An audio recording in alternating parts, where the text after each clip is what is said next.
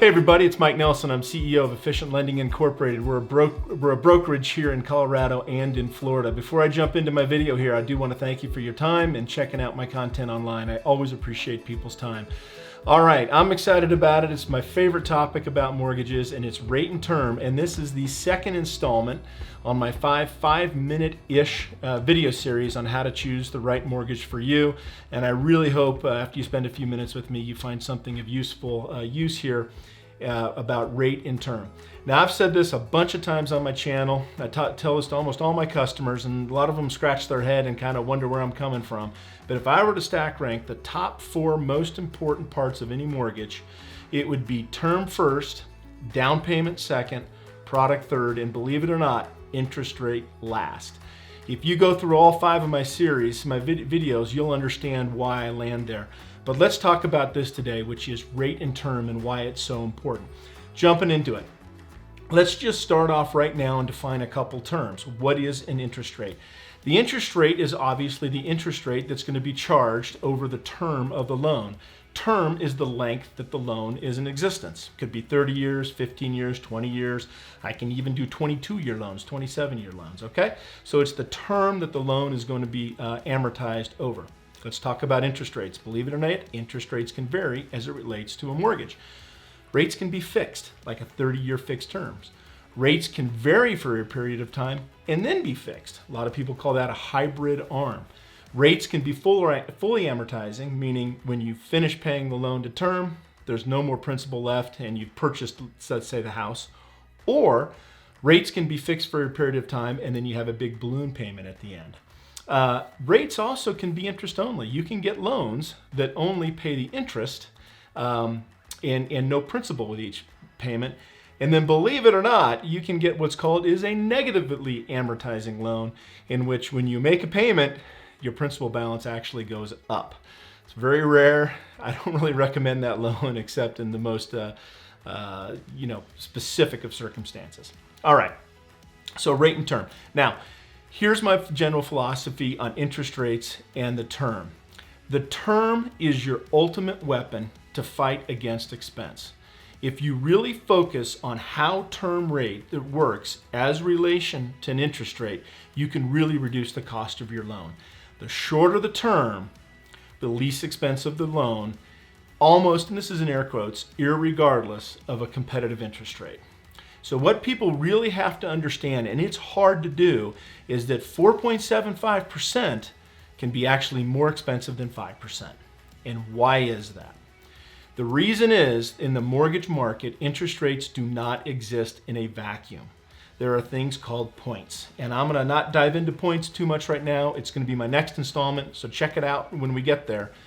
But in essence, you can get an interest rate in one of 3 ways.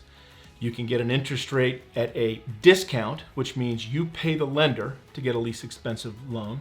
You can get an interest rate at par, and par means you don't pay the lender to discount the rate and the lender is not giving you a credit.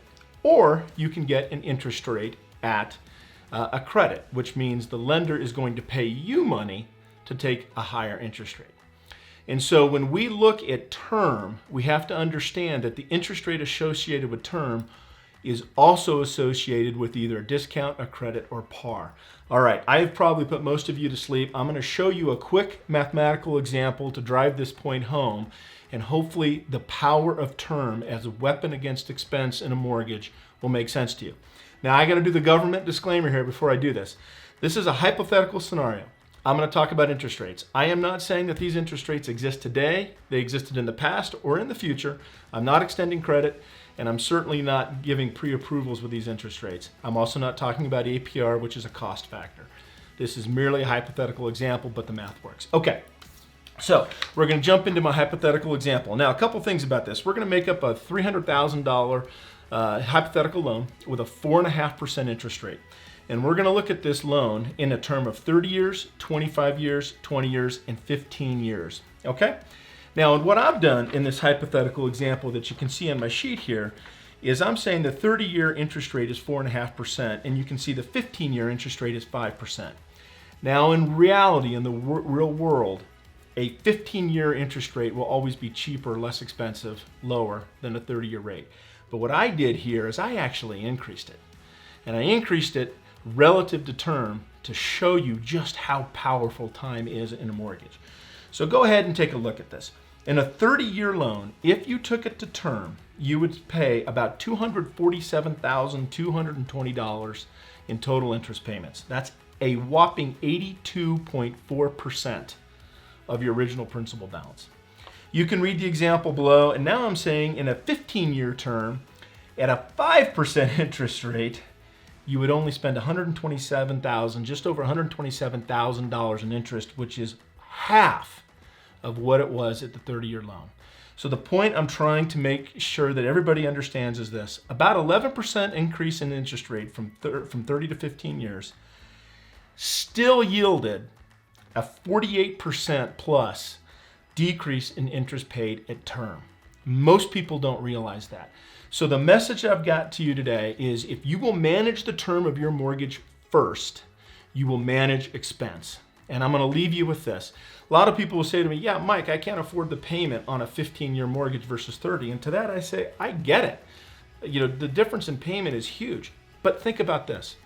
Almost every mortgage in the United States is retired in about 8 years.